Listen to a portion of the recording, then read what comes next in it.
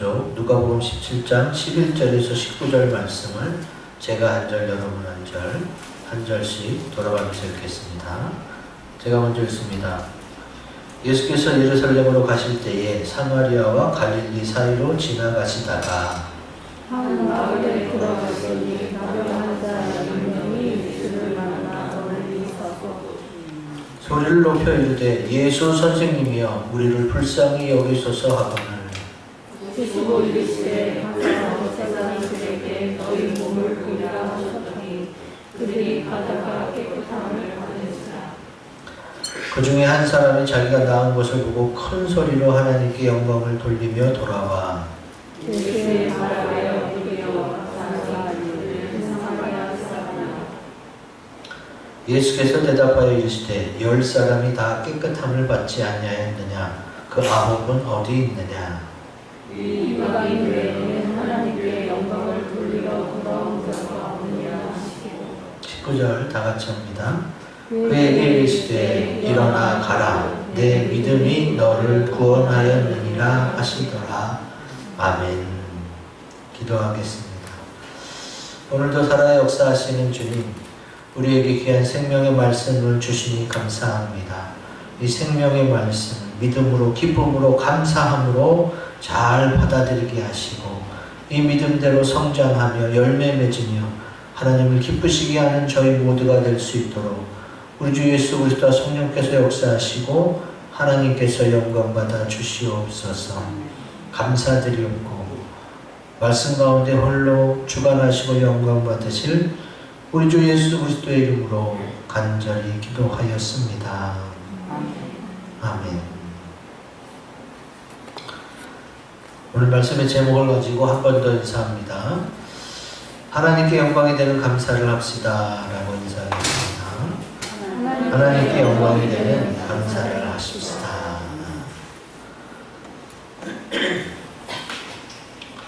우리 입술 축복한 그대로 다 이루어질 줄로 믿습니다. 아멘. 감사를 표현할 때의 기적을 짧은 동영상을 같이 보고 말씀 이어가도록 합니다. 감사를 표현할 때의 기적. 이찬수 목사님 이걸 가지고 한 40분 정도 설교하셨는데 그 중에 이제 아주 핵심되는 부분만 이렇게 편집한 것 같습니다. 오늘 설교 말씀의 핵심은 한마디로 감사를 잘 표현해서 하나님께 영광을 돌리는 감사를 하자 이거예요. 자, 우리가 감사는 하는데 하나님께 영광을 돌리는 감사가 있다는 거예요. 오늘 짧은 본문 가운데 이 하나님께 영광을 돌린다는 말이 2번씩이나 반복해서 강조되고 있어요. 우리가 많은 감사를 하는데 하나님이 영광 받으시는 감사가 있다는 거지. 자, 감사의 사전적 의미를 한번 살펴봤어요. 감사 다 알죠? 고맙다, 고맙게 여기다. 그리고 고맙게 여기고 사례하다. 여기 감이 뭐예요? 느끼는 거잖아요. 그 다음에 사가 바로 사례할 사자예요. 그래서 고마움을 느꼈다면 그것으로 사례하는 거죠. 표현하는 거죠. 그것을 감사라고 하는 거예요. 자, 우리 추수감사절, 맥주감사절, 땡스기빙 데이 많이 하는데 이 하나님께 대한 감사를 땡스기빙이라고 영어 단어를 씁니다. 근데 그 어원이 뭐예요? 땡스, 이거 고맙다고. 기빙은 뭐예요? 주다잖아요. 그 고맙고 고마움을 느꼈으면 드리는 거예요. 이게 감사의 어원인 거죠. 영어로도 그렇고 한문으로도 그렇고 우리나라 말로도 그렇습니다. 물론 감사하다가 고맙다는 뜻도 있는데 한문적인 의미도 영어적인 의미도 반드시 표현하는 것, 사례하는 것이 포함되어서 그것을 하나님의 영광이 되는 감사로 받아주시는 거예요. 자, 그럼 우리가 이제 감사의 뜻이 그런 거구나 하고 바로 알았으면 어떻게 하면 하나님께 영광이 되는 감사를 할 수 있느냐? 하나님께 영광이 되는 감사를 하려면 굵은 글씨 읽어봅니다. 시작. 감사한 마음을 하나님과 사람들에게 표현해야 합니다. 아멘. 그 원래의 어원, 의미답게 표현해야 된다는 것. 우리가 읽은 15절에 나오죠. 그 중에 한 사람이 자기가 낳은 것을 보고 큰 소리로 하나님께 영광을 돌리며 돌아갔어요. 그리고 주님 앞에 엎드려서 감사를 표현하지. 자, 주님께서 이 한 사람만 고친 게 아니에요. 나병 환자 10명에게 너희는 제사장에 가서 그 몸을 보이라. 그러면서 돌이켜서 제사장으로에게 가다가 이미 10명이 고침을 받았어요. 그러면 제사장에는 왜 찾아가라고 했느냐? 너희가 나병에서 나았음을 입증받으라고 주님이 제사장으로 가라는 거예요. 이게 완전히 어떻게 해요? 그냥 이론화시켜서 뭘 거치고 또 뭐 해서 그런 게 아니라 바로 하나님의 능력으로 고쳐줄 테니까 바로 제사장에게 가라는 거지. 이 누가복음 5장에 나옵니다. 거기서도 보면 이제 나병 들린 환자가 있었는데 주님께서 고쳐주시고 제사장에게 내 몸을 보이고 내가 깨끗하게 됨으로 인하여 모세가 명한 대로 예물을 드려 그들에게 입증하라. 그래서 왜냐하면 저 사람 나병인데 그리고 어떻게 해요? 사람들이 격리시키고 상종을 안 하려고 하니까 제사장을 통해서 공식적으로 나는 이제 다 나았고 괜찮다라는 입증을 받으라는 거죠. 주님이 그 10명을 그렇게 인도하셨어요. 그런데 한 명만 돌아와서 주님께 감사했다는 거죠.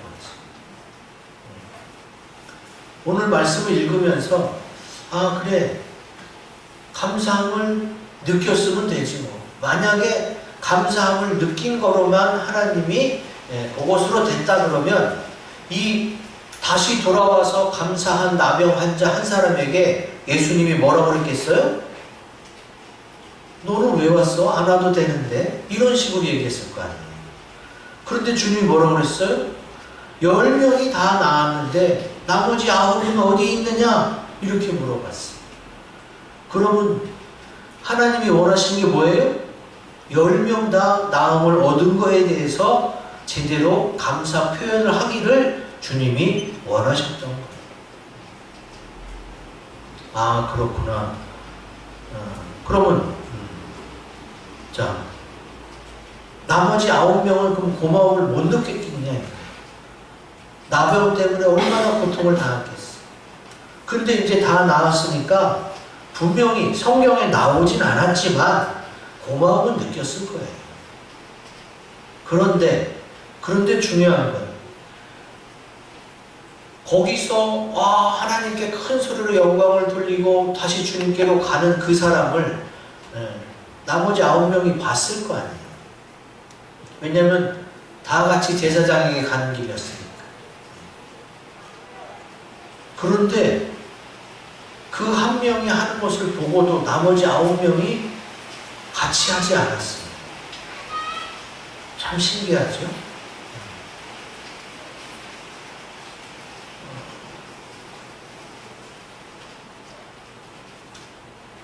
그 9명을 욕할 것이 아니라 지금 우리는 그 한 명, 다시 주님께 돌아와서 감사를 했던 그 한 사람을 우리가 본받자.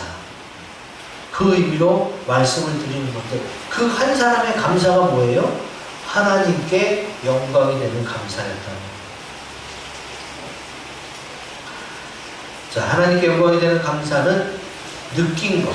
아까 이찬수 목사님 자꾸 외친 게 뭐예요? 이게 뭐예요? 느끼기만 했다는 거예요. 고마움을 생각만 했다는 거예요. 근데 그것을 표현하면 되는데 표현을 하지 못해요. 우리는 하나님이 내게 1000가지, 10,000가지 은혜와 사랑을 베풀어 주시는데 내가 둔해서 몇 가지 못 깨달아. 그러면 그 몇 가지라도 깨달은 거에 대해서는 정말로 감사를 해야 되거든요. 근데 그걸 못해. 이 나병에 걸렸다가 나은 사람이 주님 앞에 와서 감사하다고 엎드려 절했고 제물은 드렸어. 제물은 못 드렸어요. 지금 주님 앞에 꼭 제물을 드려야 된다. 헌금을 강조하는 설교가 아니라 왜 우리가 느끼기만 하고 주님 앞에 감사하다는 기도, 감사하다는 말, 감사하다는 증거 하나 못하냐 이거지. 하나님이 나에게 주시는 게 너무 나도 당연했어? 너무 많이 받아서 그렇습니까?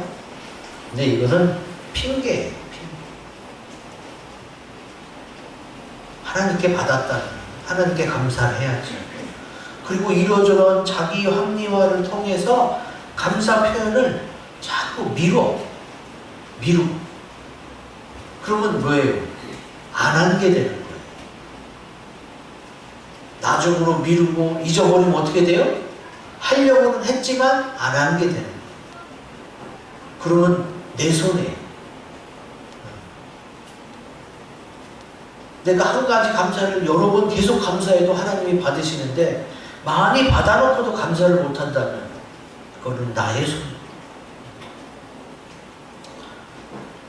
자, 나병 환자에 대한 규례가 레위기 14장에 나오는데 무려 1절에서 57절까지 다 나병 환자에 대한 규례예요. 정리하자면 나병에서 정결케 된 이후에는 속죄제와 속건제를 드려야 돼. 속죄제는 죄를 속죄하려고 드리는 제사, 속건제는 허물을 씻기 위한 제사. 이거를 드려야 돼. 그러면 사실은 나병, 옛날 말로 문둥병은 이게 사실 하나님이 저주를 받았거나 징계를 받아서 그렇게 된 거거든요. 미리암이 그렇게 문둥병이 들었었고 또 우시야 왕도 뭐 게하시도 이렇게 문둥병, 나병이 들었었는데 그거는 저주의 문제, 징계의 문제이기 때문에 속죄제, 속건제를 드려야 되는 거예요.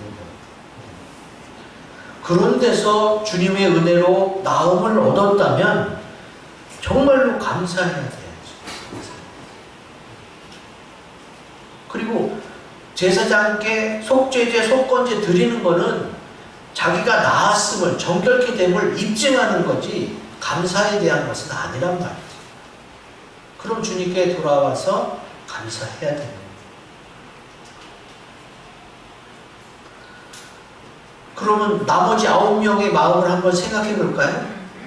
주님께 감사한 마음은 있지만 뭐 제사장에게 가서 보여야 되고 속죄제, 속건제 드릴 때 제물을 가져가야 되니까 뭐 그걸로 뭐 감사한 거지 뭐 나는 이만큼이면 충분해 라고 합리화를 합니다.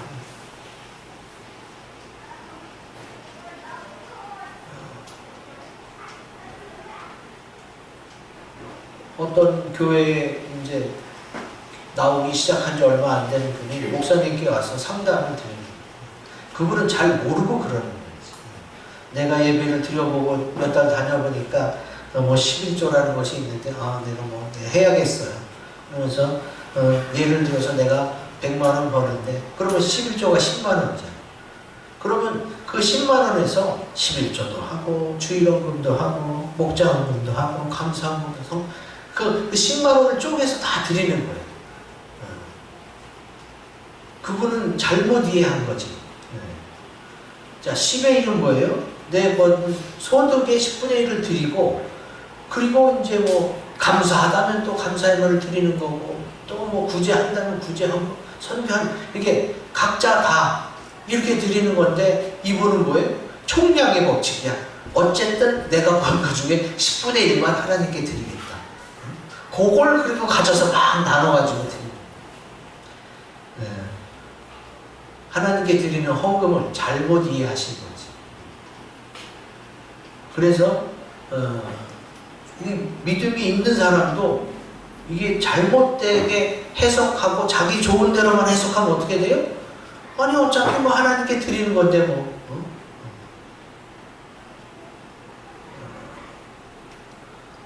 우리가 정부에다 세금을 내놓고 야 내가 저번에 냈잖아. 그거는 전기요금이죠. 전화요금은 안 내셨잖아요. 그게 그거지 뭐 그렇게 냈다고 쳐. 이거랑 똑같은 거예요. 그럼 뭐예요? 전기요금 납부가 됐어도 전화 요금, 다른 요금은 어떻게 해요? 납부가 안 돼서 계속 누적되고 거기 연체 이자까지 붙게 되는 거지. 나 좋은 대로 자기 합리화해. 나 좋은 대로 해석하면 안 되지. 자, 하나님은 왜? 우리와 약속한 성경 말씀대로 믿고 살아야 됩니다. 그래서 이 9명의 나병 환자, 주님의 은혜로 저주에서 징계에서 건짐을 받았다면 정말로 감사해서, 그리고 그 한 명도 주님 앞에 뭘 갖다 드린 게 아니에요. 감사함을 그냥 표현한 거예요. 근데도 하나님이 너무 기뻐하시고 영광을 받으셨잖아요. 왜 우리가 이것도 하나님이 왜 정확하게 드리라느냐, 우리에게 복을 더 주시기 위해서 정확하게 드리는 거예요. 내 거 나머지 조금 있는 걸 그것을 뺏어 먹으려고 그러는 게 아니라, 하나님은 없거나 뭘 더 받아내기 위해서 머리를 쓰는 분이 아니에요. 그냥 우리의 마음을 보시는 거야. 너희가 그래 어떤 마음이냐. 그래서 하나님께 록펠러가 어떻게 했어요? 록펠러가 왜 이렇게 복을 많이 받았어요? 그런 11조를 정확하게 드리기 위해서, 너무 수입이 막 여기저기서 많이 들어오니까 어떻게 해요? 11조를 정확하게 드리기 위해서 고용된 계산원이 40여 명이에요. 그러면 한 계산원이 보통 수십 개의 회사를 맡겠죠. 그럼 어마어마한 거예요. 40여 명의 계산원이 록펠러의 11조만 정확히 계산하려고 했다면 돈을 뭐 헤아릴 수 없이 많이 벌어요. 그러면 록펠러는 못하러 그렇게까지 고생하면서 돈을 줘가면서 11조를 정확히 계산했냐? 아는 거예요. 하나님께 너무 감사하고 또 이것을 내가 정확히 드린 것 자체도 하나님의 영광을 받으신다는 거예요. 이게 그거고 그게 이거니까 뭐 이것만 받으세요. 그게 아니라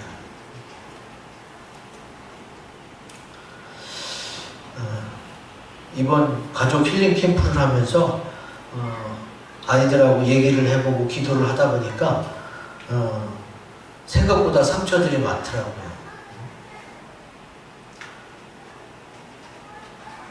우리 딸들이 셋이 몰려와서 저한테 막 얘기하는 거예요.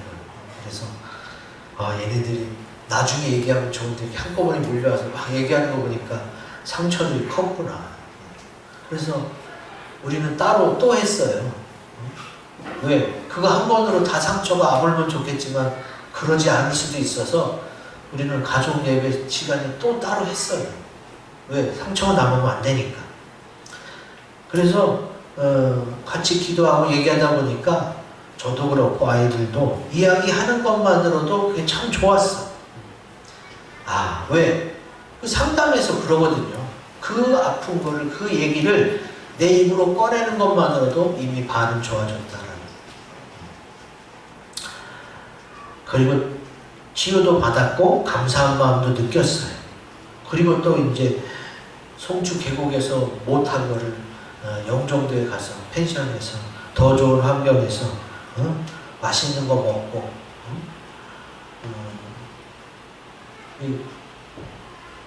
또 강건철님이 또 이렇게 찌개를 또 이렇게 사오셔가지고 찌개에다 따뜻한 국물에다 먹으니까 더 맛있더라고요. 또 막 커피도 유집사님이 사오시고 굉장히 풍성하고 좋았어요.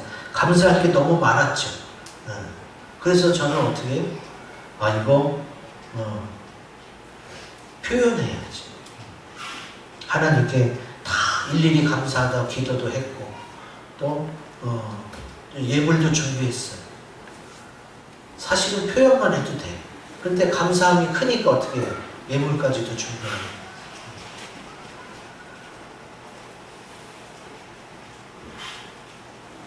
주님이 원하시는 것, 이 말씀을 통해 우리에게 원하시는 것은 너희가 고마움을 느끼는 것은 분명히 있을 것이다. 왜? 워낙 크신 사랑과 은혜로 십자가 보혈로 우리의 죄를 씻으시고 우리를 구원시켜 주셨으니까.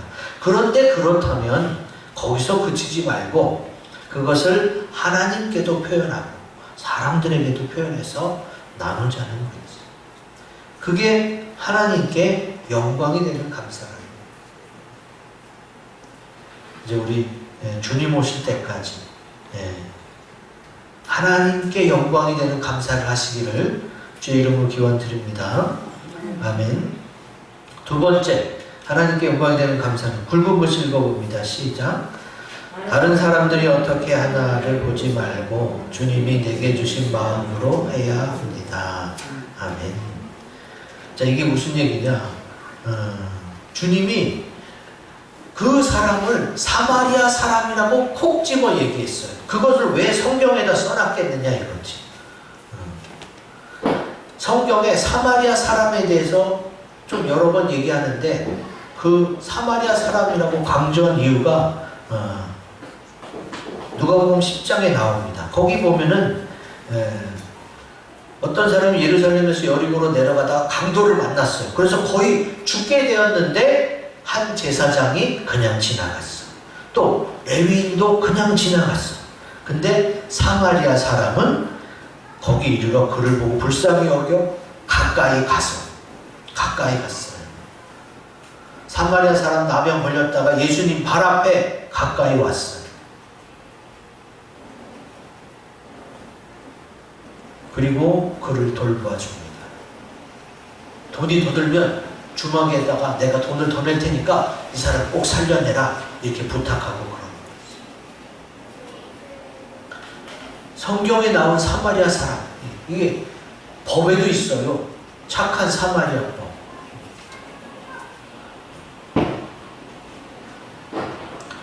강도 만난 그 사람, 이제 안 들어주면 죽는 그 사람을 제사장도 피하고 레위인도 피했지만 사마리아 사람은 돌봐주지. 남들이 어떻게 하나? 그런 거 눈치 보지 말고 따라하지 말고 그때 당시에 주님이 내게 주신 마음으로 행동하면 돼요. 그게 주님이 사마리아 사람을 등장시킨 이유예요. 유대인들이 사마리아 사람하고 상종도 안 하고 굉장히 천시 여겼거든요. 근데 주님이 사마리아 사람의 이런 행동을 칭찬하면서 강조합니다. 너희들 이렇게 따라해라. 자비를 베풀어라. 그러는 거지.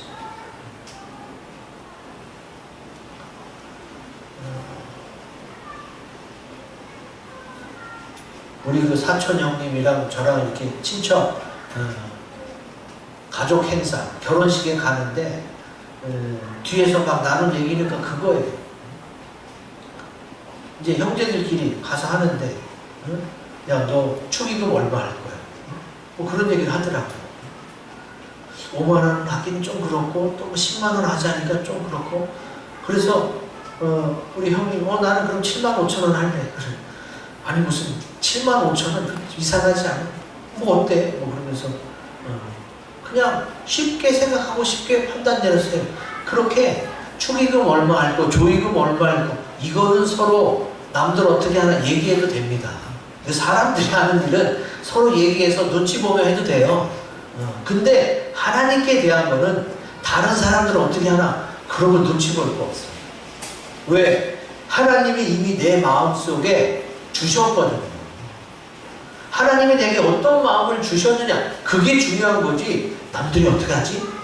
내가 남들만큼 해야 되는데 사람들 속에서는 남들만큼 해도 괜찮아. 물어봐도 되고 거기에 맞춰서 해도 돼. 못해도 돼. 왜? 그러나 하나님이 주신 마음 이거를 내가 어떻게 해요? 성령을 소멸하게 되면 하나님께서 영광 받으시는 감사가 안 된단 말이지.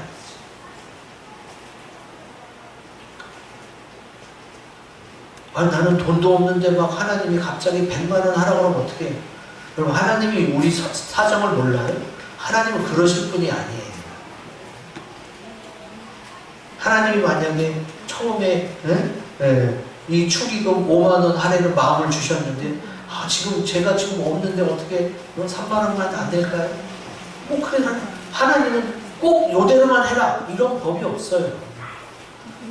저도 가끔 헌금을 준비해놓고 못 갖고 올 때가 있어요. 그럼 하나님 저쪽에 있는 거 아시죠? 먼저 받으시고 제가 다음에 여기다 갖다 놓겠습니다. 하나님이 그런 사정을 안 받아주시겠어요? 헌금 봉투가 여기 있으나 저기 있으나 하나님은 다 받으세요. 그걸 그냥 내 생각에 남들은 어떻게 하나. 감사는 나에게 은혜를 베푼 그분과 나와의 교류예요. 그러니까 말로만 해도 되고 마음만 가져도 돼. 대신 어떻게 표현을 꼭 해야 돼. 다른 사람이 어떻게 했나 그거 신경 쓰기 시작하면 어떻게 돼요? 막 비교하게 돼. 내가 나 스스로를 비교하고 어떻게 해요? 하나님이 내 그릇이 이만해서 이만큼 부어주려고 하는데 남들과 비교해서 자기 스스로 그릇을 좁혀. 내가 괜히 많이 했었나? 아니면 적게 했었나? 왜 내 그릇이 남들하고 그릇이 똑같아야 돼? 그거는 하나님께 하는 감사는 아니에요. 남들 눈치 보면서 적당히 맞춰가려고 하는 거예요. 자, 사마리아 사람은 어떻게 했어요? 예수님이 낫게 한 것을 깨닫자마자 주님 고맙습니다. 정말 감사합니다. 내가 당장 가서 얘기해야겠다. 근데 내가 가진 게 없는데 어떡하지? 그게 중요하겠어? 어떻게든 내가 감사함을 표현해야겠다. 여러분, 감사 제물을 갖고 나오지 못했어요. 거기 뭐 제물 드렸다는 얘기 없잖아요. 그런데도 하나님께 영광을 돌린 자가 누구냐? 이렇게 얘기하신다.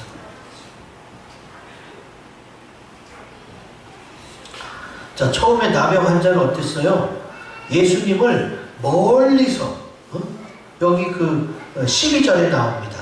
한 마을에 들어가시니 나병 환자 10명이 예수를 만나 멀리 서서, 나병 환자니까 가까이 갈 수가 없었어요. 그래서 멀리 서서 큰 소리로 외칠 수밖에 없었어요. 근데 주님이 낫게 해주시니까 이제 어떻게 해요? 주님 발 앞에까지 와서 감사하다고 할 수 있는 거예요. 이게 얼마나 감격스럽고 영광스러운 수단입니까? 이런 마음을 받으시는 거니까 주님.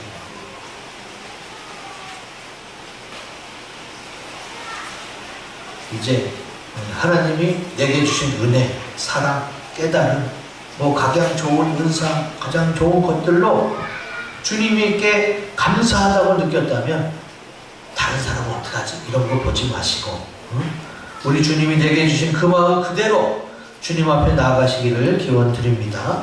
그럼 어떻게 해요? 그럼 바로 그때 주님이 영광 받으십니다. 사랑하는 나의 자녀가 내가 주신 마음을 그대로 다시 감사함으로 올려드렸구나. 아니면 더 큰 감사함을 올려드렸구나. 참 기특하다. 내 사랑아, 내 아들아 잘했다. 그럼 어떻게 해요? 나도 좋아요.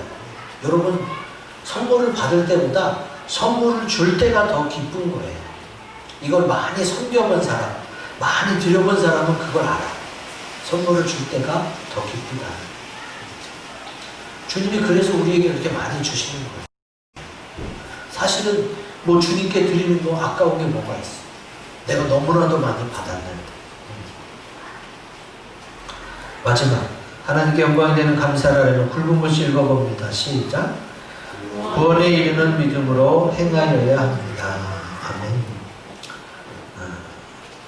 그에게 이르시되 일어나 가라. 내 믿음이 너를 구원하였느니라 하시더라. 자, 주님께서 그에게 라고 했어요. 자, 10명이고 복수해야 되죠. 그들이 아니야. 그에게.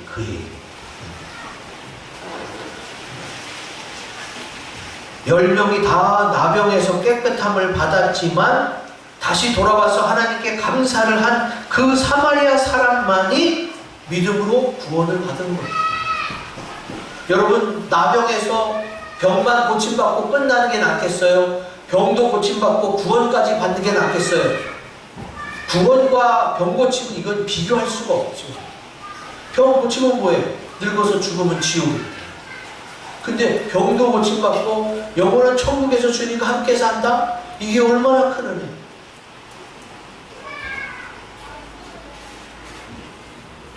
예수님을 만난 사람들은 크게 두 가지 종류로 나눌 수가 있어요. 예수님을 만나서 믿어가지고 구원을 받은 사람, 예수님을 만나서 병도 낫고 귀신도 쫓겨나가고 문제도 해결받았지만 구원을 못 받은 사람. 이게 두 가지로 나눌 수 있어요. 나는 어떤 경우인가 생각해 보세요. 지금 병이 걸렸어도 예수 믿다가 죽으면 천국이니까 믿어서 구원받는 게 훨씬 나은 거예요. 병 낫고 귀신 쫓겨난 게 문제가 아니라 내가 믿어서 구원받은 게 가장 큰 복인 줄로 믿습니다. 근데 이제 그게 안 되는 사람이 있다는 거예요. 그러니까 주님이 그래서 안타까운 마음으로 그 아홉은 어디 있느냐? 구원이 더 중요한데 이 구원을 받지는 못하고 병만 낫고 그 아홉은 어디 있느냐? 안타까워서 얘기하시는. 여러분도 아시다시피 오늘날에도 많은 사람이 교회 나갑니다. 예배를 드리고 헌금도 하고 식사도 하고 교제도 합니다. 그러나 정말 주님이 살아계심을 느끼지 못하고 주님이 나를 얼마나 사랑하는지도 모르고 감사하지도 못하고 구원도 못 받는 경우가 있어요. 어떻게 보면 세상에서 제일 불쌍한 사람이죠. 주님 앞에 왔는데도 믿지 못해서 감사하지 못해서 구원을 못 받게 됩니다.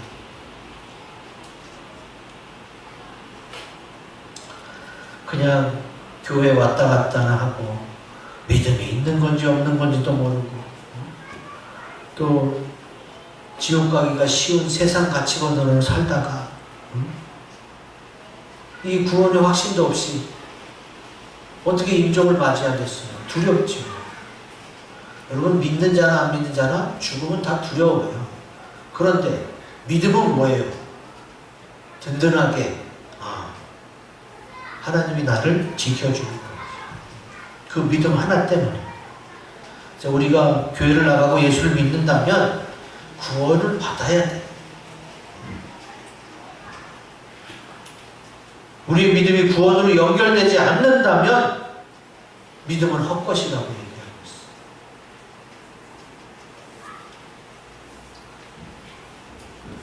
구원을 받은 자들이 이제 어떻게 해요? 주님 오심도 예비하고 준비하는 거지 구원에 대한 믿음도 없으면서 어떻게 주님이 다시 오심을 예비하겠어요?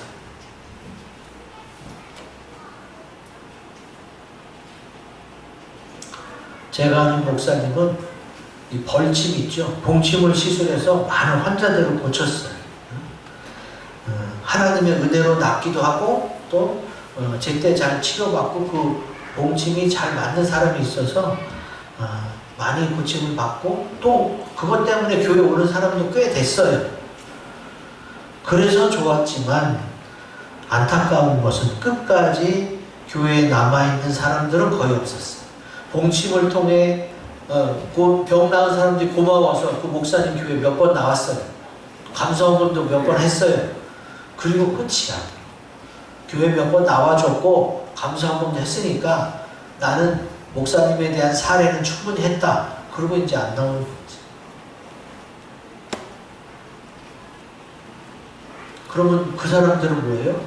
병고침만 받은, 예수를 만나놓고도 교회에 나와서도 병고침만 받았지 구원은 못 받은 사람입니다.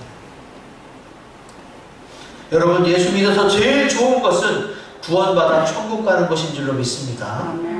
근데 그 가장 기본이 되고 좋은 구원을 못 받으면 어떻게 되겠어요? 디모데후서 3장 15절 같이 읽습니다. 시작. 또 어려서부터 성경을 알았나니 성경은 능히 너로 하여금 그리스도 예수 안에 있는 믿음으로 말미암아 구원에 이르는 지혜가 있게 하느니라. 아멘. 자, 구원에 이르는 지혜가 있게 하는 게 뭐예요? 그게 말씀이란 말이에요. 말씀. 자, 그럼 이 말씀에 이 사마리아 사람을 대입해보면 어떻게 돼요? 예수님이 하신 말씀을 믿었기에 이 사람도 병이 나은 거예요. 그 나머지 9은 감사하다 느꼈지만 뭐예요? 주님께 돌아와서 구원을 못 받았어요. 그러면 그 구원에 이르게 하는 지혜, 그 말씀을 예수님이 사마리아 사람에게 믿게 하시사 그 영혼을 구원하셨다는 거죠.